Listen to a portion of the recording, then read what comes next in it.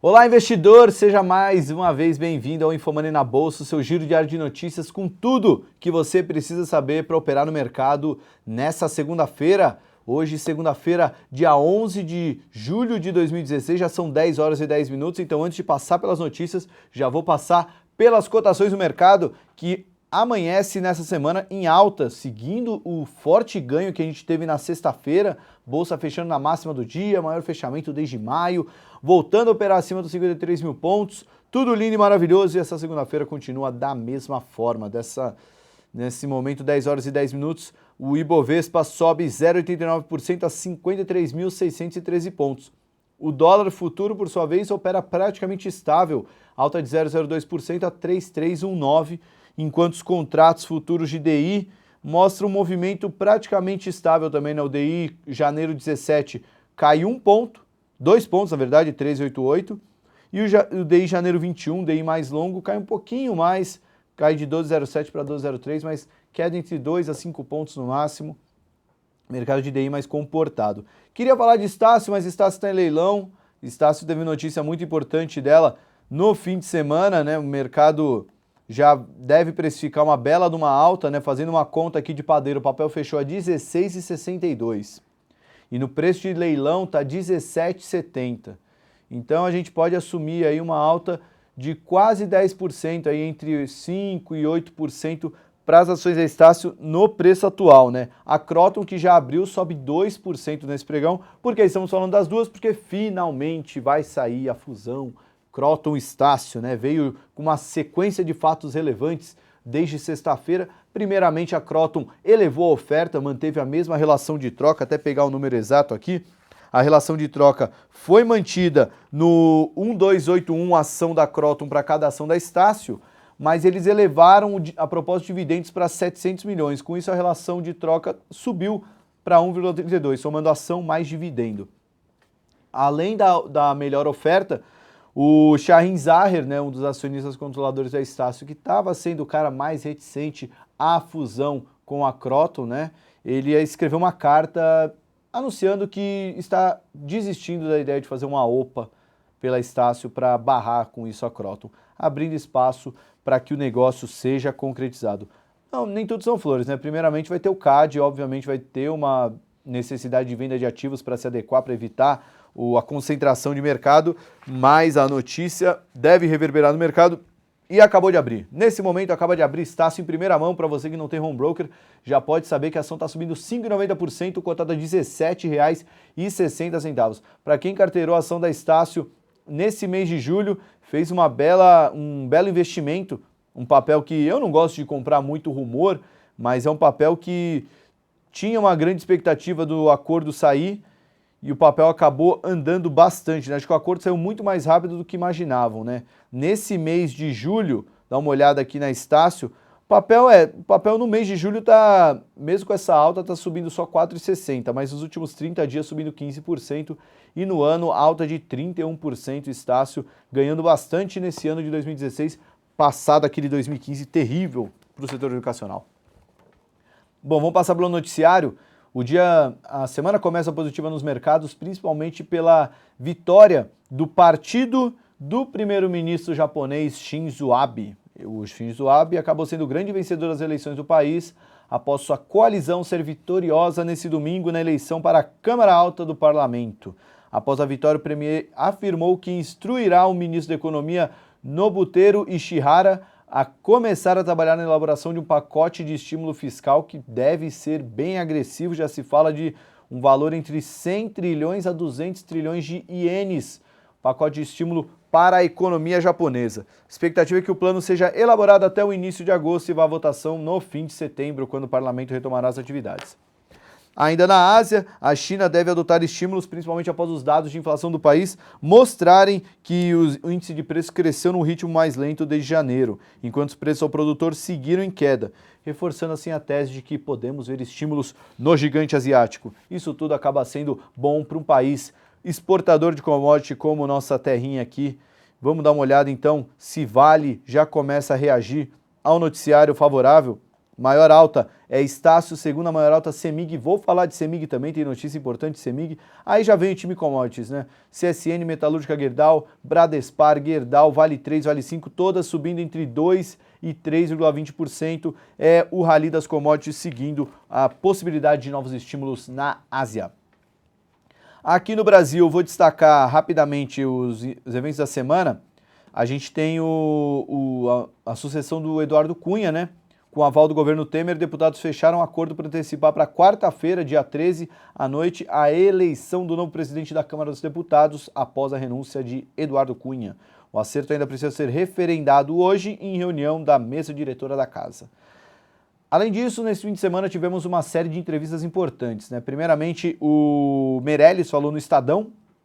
Ele disse que a prioridade é o corte de gastos estimados por ele em 80 bilhões de reais e ainda acenou para uma onda de privatizações e aumento de impostos.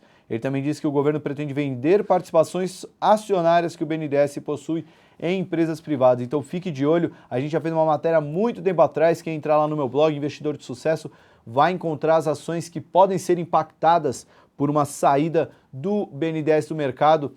Se eu não me engano de cabeça, vem Fibra, tem Suzano, tem Banco do Brasil, mas tem uma série de ações que o BNDES não tem uma participação tão grande, mas ele tem uma participação significativa em relação ao volume negociado de ações durante o dia. Ainda no noticiário, saiu o Boletim Focus, toda segunda-feira o Banco Central divulga aquela mediana de projeções. A projeção para o PIB melhorou, a queda que era de 3,35 diminuiu para uma queda de 3,3 para esse ano, e para o ano que vem foi mantida uma expectativa de crescimento de 1%. O IPCA praticamente o mesmo, né? Foi de 7,27 para 7,26 para esse ano, e para o ano que vem caiu de 5,43 para 5,40. Já a Selic permanece estável em 13,25 ao ano ao final desse ano e 11% ao ano ao final de 2017. Essa Selic 13,25 é a Selic média. Bom, eventos da semana, vamos pontuar aqui, a gente já falou da eleição do presidente da Câmara, temos mais alguns eventos importantes. Primeiro, na quarta-feira, 13 às 15 horas, livro bege do Federal Reserve. A quinta-feira, às 8 da manhã, reunião do Bank of England. Isso poderia trazer uma expectativa de novos estímulos, tendo em vista toda a repercussão do Brexit, mas na opinião do economista da Austin Rating, a agência de rating brasileira, o Alex Agostini, a reunião não deve marcar nenhuma novidade, já que ainda há muita indefinição sobre o futuro da região e este não seria um bom momento para que o BOE agite ainda mais o mercado. BOE é a sigla para Bank of England. Temos também nessa semana, quinta-feira, às 8h30 da manhã, o IBCBR, retratado como a prévia do PIB, um PIB mensal. A expectativa é que ele cresça 0,1% no mês. O resultado anterior foi de 0,03% de alta. E por fim, na noite de quinta-feira, deve repercutir na sexta-feira de manhã, dados da China, produção industrial, venda de varejo e PIB, uma enxurrada de indicadores. Então, 11 da noite, já fica de olho nos dados chineses que já deve reverberar nas ações da Vale na abertura do pregão de sexta-feira. Bom, do radar eu já falei de Kroton e de Estácio. Eu não coloquei aqui na minha pauta, mas vou falar de CEMIG porque já deve estar no site do Infomoney a matéria de destaque. Vamos dar uma olhada aqui, atualizar o site do Infomoney para ver se já saiu a matéria. Já está lá em destaque, até está com o retorno da tela aqui. Então vamos mostrar aqui na tela para o pessoal. Essa matéria aqui, ó, à espera de 4,1 bilhões. Banco espera ação subir 45% para levar CEMIG. O que eles estão vendo agora é um relatório do Itaú BBA falando sobre o plano de venda de ativos da CEMIG e que nos últimos dias tem animado o mercado e fez a ação subir 45%, uma bela alta, né? Assim como todo o setor elétrico, o papel da CEMIG subiu bastante e está continuando em alta, né? A gente vê nesse momento o papel está subindo 3,34%, vamos dar uma atualizada? Caiu a alta para 2,82%, mas ainda está entre as maiores altas do Ibovespa. Bom, ainda dentro do Ibovespa, só pontuar as quedas, né? Na verdade, pouquíssimas quedas, né? A maior queda é a VEG caindo 0,29%, aí vem Braskem caindo 0,27%, JBS 0,20%, Ambev, Suzano, Smiles, tudo caindo entre 0,20% e 0,1%, queda bem residual, dia de beta, dia positivo, dia de alta para as bolsas. Bom, mas continuando a pauta, Petrobras confirmou oferta de recompra de bonds, para 2018, os detentores de um total de 299,2 milhões de dólares aderiram à venda, isso equivale a 51,87% dos títulos.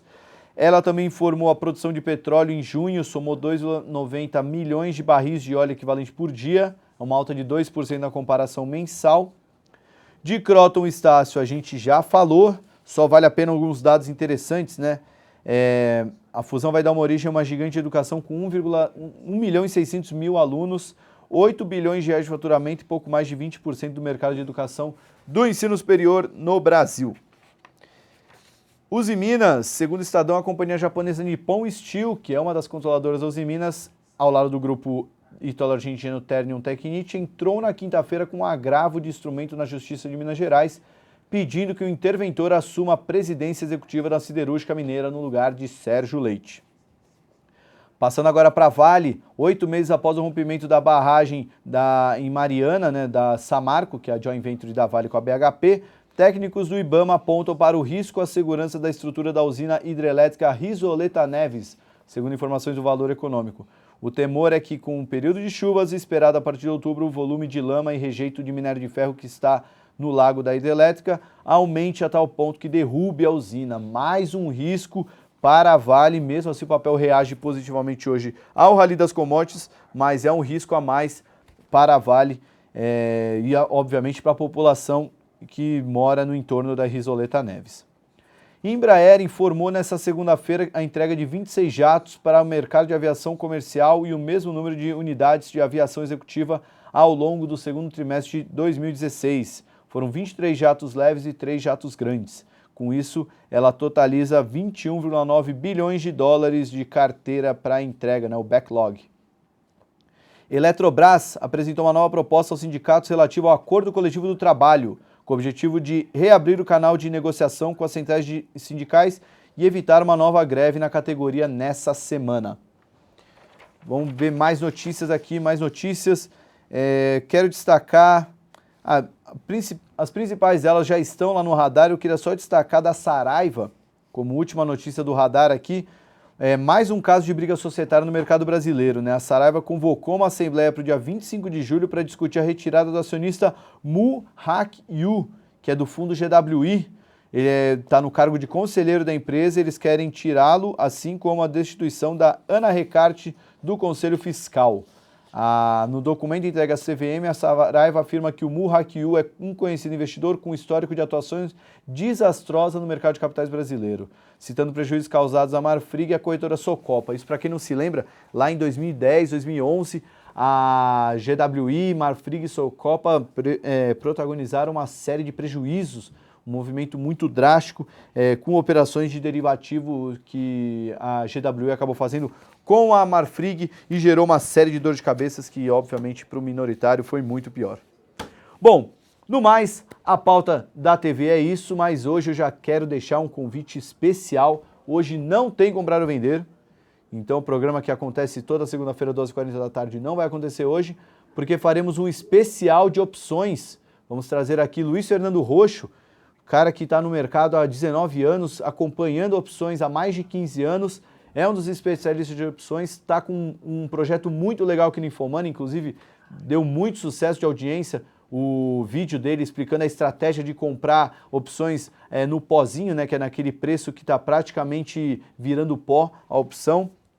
E ele vai falar hoje sobre estratégia do mercado de opções, querendo aproveitar, obviamente, para quem já vislumbra o vencimento de opções na próxima segunda-feira, já tem essa semana inteira para trabalhar a estratégia de vencimento de opções. Então ele vai falar de como aproveitar estratégias para essa semana e também para o próximo vencimento de opções. Então tá imperdível, 2h40 ao vivo, eu e o Roxo vamos estar aqui ao vivo para falar sobre estratégia no mercado de opções nessa semana-chave para o mercado. E no mais, já deixo também o convite para quem não viu Visão Técnica, o André Moraes fez uma bela análise falando de por que não é tão muito cedo para ficar super otimista com bolsa. A gente tem que romper primeiro o canal de baixa que já dura quase essa década inteira. É um canal de baixa que hoje o teto do canal está passando na faixa de 56 mil pontos. Então, rompendo esse patamar, dá para ficar super otimista, fazer aquela compra que vai mudar a vida na bolsa. Análise do André Moraes da Clear Corretora, o link está lá na página do Visão Técnica. No mais, eu me despeço aqui, tenham todos um bom pregão, a gente se vê 2h40 com o programa do Roxo falando de opções. Quem não for assistir, a gente se vê amanhã com mais InfoMoney na Bolsa. Até lá!